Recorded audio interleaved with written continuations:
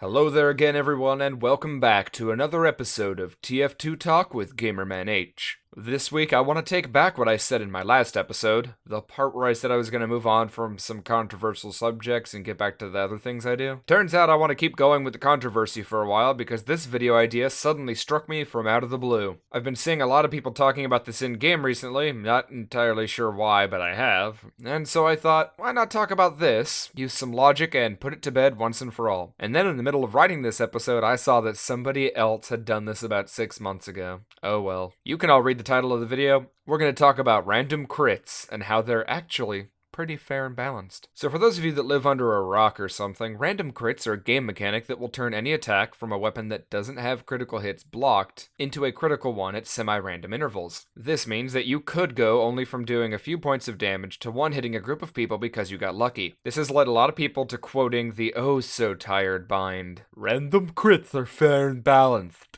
But I don't agree with the sarcasm that this bind carries with it. I do actually think that the mechanic is, by its very nature, fair and balanced. How? Well, random chance by its nature is as it sounds, random. Therefore, it is unable to choose a side of a conflict that it prefers. It just hands out whatever it's supposed to at random. Thus, we know that both teams, or both people in a 1-to-1 battle, have, at start, a perfectly equal chance to get a critical hit. This means that from the get-go, they are fair. There are ways to slightly tip the scales in your favor, but those don't tip by much, and both sides have equal access to them, so it remains fair. But more on that in a bit. As for balancing, random crits are pretty well balanced as well. Balancing in a game such as TF2 means that weapons and mechanics are well balanced out to each other. Any class should be an equal match for any other class, no matter the loadout, in some way. Even if it's Pyro versus a Spy, a situation most people would call a Pyro advantage, the Spy can counter that natural afterburn advantage with things like the Spicicle and Dead Ringer. In this way, random crits are actually balanced, once more because both teams will get them roughly equal amounts of time. Extra Credits has done an episode on this, and yeah, given a single game, one team might get the random chance more frequently, which does suck, but over the lifetime of the crits, the balance should be pretty close to 50% for both sides. However, this game adds in another layer to the problem by allowing players to influence their chance at getting a random critical hit. A surprising amount of people I've talked to didn't actually know this until I told them, but random crits are only semi-random. Watch out, because it's time to do a little bit of math. First up,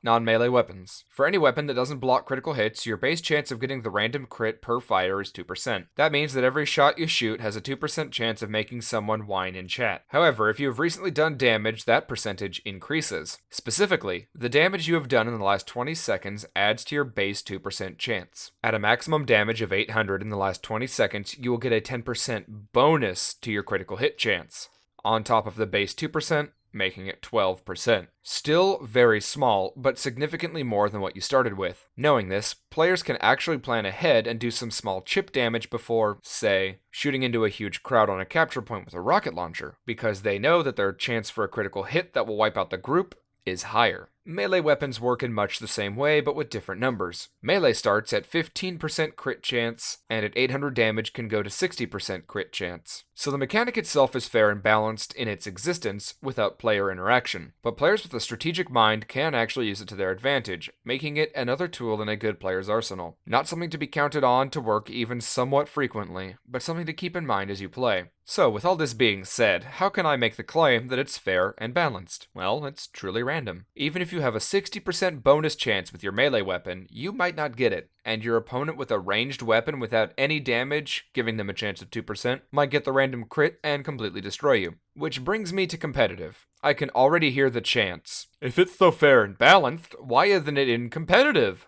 And to that, I say, because you don't want randomness in competitive games. In normal pubs and casual, random crits are there to be a wild card that shakes up gameplay. It's something to think about when you're roaming or attacking, and can make or break a good flow, or change entirely how the battle is going. Entire kill streaks can be destroyed by one lucky random crit from some unskilled player. It keeps the game interesting, keeps it constantly evolving, and because there isn't actual skill-based matchmaking, allows people who may not necessarily be as good as the players on the other team a fighting chance. But this kind of thing is not what you want in a game mode dedicated to skill. That's why random spread of shotguns is often that game mode as well. It allows more uniformity and will reward skill more than anything else. Having random mechanics like random crits in a game mode that rewards pure skill is not something you want. So, don't go in the comments and whine about how I didn't cover all of that, because I did. Meh. And with that, I have now got it set up for the arguments in the comments, so we have that to look forward to. Next week is the fan-submitted PDA ideas, a celebration of 500 subs. But while I have you here, may I ask that you like this video? You did watch it all the way through after all. Alternatively, you can look at the cards in the upper right, up there, as those will take you to some other videos a lot like this one, and one video not like this one, but that I'm told is pretty funny. Oh, and before you go do those things, why not hit the subscribe annotation? It takes very little work for the reward of more videos by me, which, let's be honest here, is definitely the best reward I can possibly give you. And with all that said, I'd like to say, thanks for watching and have a wonderful day.